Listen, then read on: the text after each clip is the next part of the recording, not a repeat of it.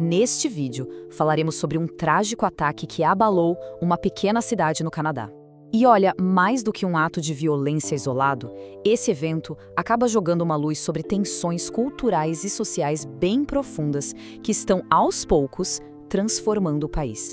Tudo aconteceu no dia 10 de fevereiro de 2026, um único ato de violência que resultou em 10 mortes, incluindo, no final, a da própria pessoa que cometeu o ataque. E além das vítimas fatais, outras 25 pessoas ficaram feridas. Dá para imaginar o tamanho da onda de luto que isso gerou no país inteiro? O que deixa tudo ainda mais chocante é o lugar onde isso aconteceu. No Canadá, um país que é conhecido mundialmente pela sua segurança e por ter leis de controle de armas super rígidas. Não é à toa que esse evento se tornou um dos mais mortais da história recente de lá. Para a gente conseguir entender o que realmente aconteceu, vamos fazer o seguinte. Primeiro, vamos olhar os detalhes do ataque. E depois, a gente amplia o foco para explorar o contexto social maior que talvez tenha contribuído para essa tragédia. Então vamos lá. Primeiro, vamos reconstruir os acontecimentos daquele dia para entender quem, onde e como essa tragédia toda se desenrolou. O ataque começou às 1h20 da tarde dentro da escola secundária de Tumbler Ridge. E a violência não parou por aí, não. Ela se estendeu para uma casa ali perto, antes de tudo terminar com o suicídio da atiradora no local. E quem cometeu o ataque? Era Jessie Strang, uma estudante transgênero de 18 anos da própria escola. Os colegas a descreviam como quieta, meio deslocada. Isso já começa a pintar um quadro de um isolamento social bem profundo. E o local aqui é fundamental para a gente entender o impacto disso. Tumbler Ridge não é uma metrópole gigante. É uma comunidade remota com só 2.400 habitantes. Um lugar onde todo mundo se conhece. O que torna uma tragédia como essa ainda mais devastadora, claro.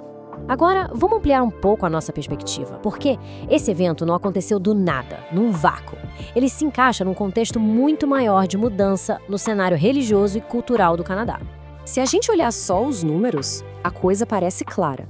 Mais de 75% dos canadenses se identificam como cristãos. Só que a realidade social por trás desse número, ela é bem mais complexa. É aqui que a gente encontra um paradoxo. O Canadá tem essa identidade cristã forte no papel, mas na prática o país está passando por uma secularização muito rápida. A igreja vem perdendo aquele papel central na vida pública. Só que essa tendência nacional de secularização muitas vezes não se aplica do mesmo jeito em comunidades isoladas como Tumbler Ridge. Nesses lugares, a fé ainda funciona como uma espécie de âncora social, especialmente em tempos de crise. E isso nos leva a uma outra crise, uma crise mais ampla, o custo altíssimo do isolamento que essas comunidades remotas do Canadá enfrentam. Olhem só esse dado, é assustador. As taxas de suicídio em comunidades remotas do norte, principalmente entre os povos Inuit, são 4 vezes maiores que a média nacional.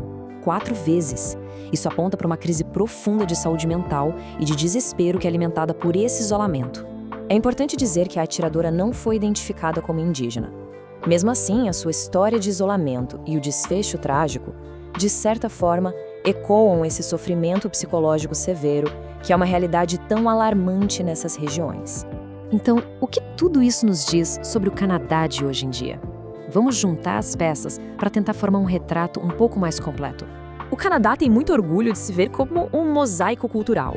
Um lugar onde várias identidades diferentes de povos indígenas e imigrantes vivem juntas. Mas esse ideal do mosaico cultural acaba enfrentando desafios na prática.